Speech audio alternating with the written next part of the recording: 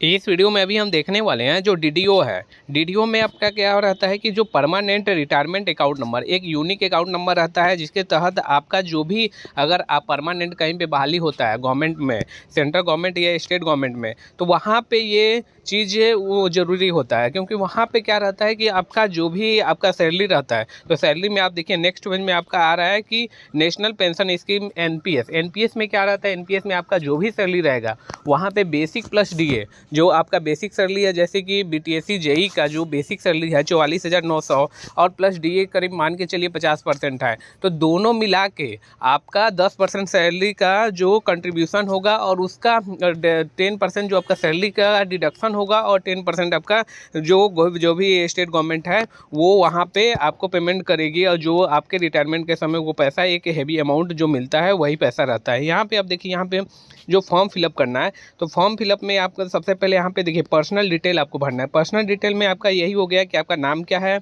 आपका father name क्या है, मदर नेम क्या है, ये सारी डिटेल आपको भरना है। आपका डेट ऑफ बर्थ क्या है ये फिलअप करना है, उसके बाद जेंडर क्या है, उसके बाद आपका स्पाउस है तो स्पाउस का नाम भरना है, और यहाँ पे अब यहाँ पे आपका रेसिडेंशियल आपका इंडियन हो गया। यहाँ पे प्रूफ ऑफ आइडेंटिफिकेशन में आपको ये जो भी है वो डाल देना है। अगर पासपोर्ट आईडी है तो पासपोर्ट डाल दीजिए, वोटर आईडी कार्ड है तो वोटर आईडी कार्ड दे डालिए, ड्राइविंग लाइसेंस, या फिर यहाँ पे आप देख सकते हैं पान कार्ड तो असेंशियल है ही, उसका आपको डेट वो तो देना ही है।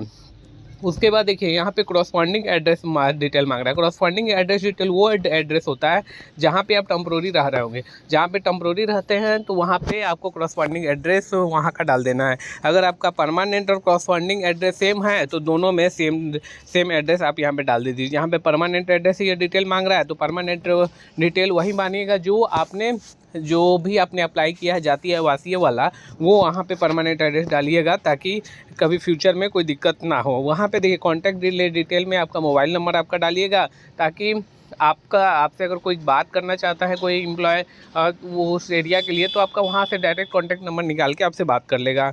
वहाँ पे अब देखिए यहाँ पे सारे डिटेल यहाँ पे दिखा रहा है। सब्सक्राइबर बैंक डिटेल, ये जो सबसे ज़रूरी चीज़ है यही है कि यहाँ पे आपका जो बैंक डिटेल है वो यहाँ पे दिया जाएगा। यहाँ पे देखिए, यहाँ पे आपको अकाउंट नंबर डालना है, बैंक कौन सा है वो डालना है, उसके बाद ब्रांच कौन सा है वो डालना है, उसके बाद ब्रांच एड्रेस कहाँ का है वो सारा फिलअप कर देना है।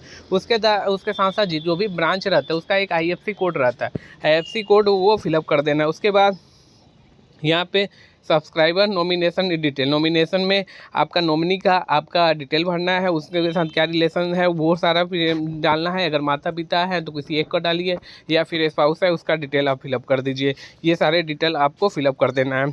ये सारे डिटेल आप फिलअप करिएगा तो यहाँ पे जो एक फॉर्म दिया है जो not applicable for state government, यहाँ पे डिटेल दिया हुआ है तो स्टेट गवर्नमेंट के लिए नहीं है। उसके बाद अकाउंट नॉमिनेशन डिटेल, तो ये सारे भी फिलअप कर देना है।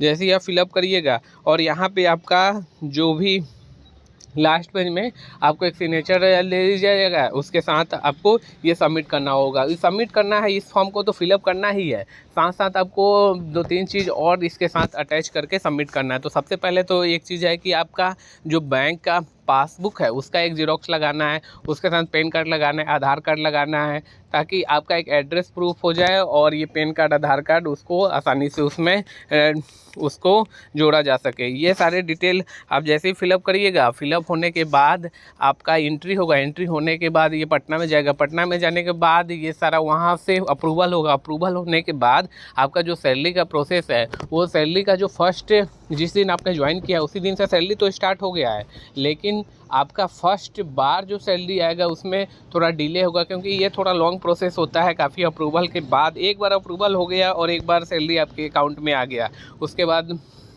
आपको अगली बार से सैलरी आना काफ़ी इजी हो जाएगा, और उसके बाद टाइम टू टाइम आते रहेगा एवरी मंथ। लेकिन फर्स्ट टाइम जो होता है जनरली बोला जाता है कि 1 महीने करीब 2 महीने लग जाता है फर्स्ट बार सैलरी आने में।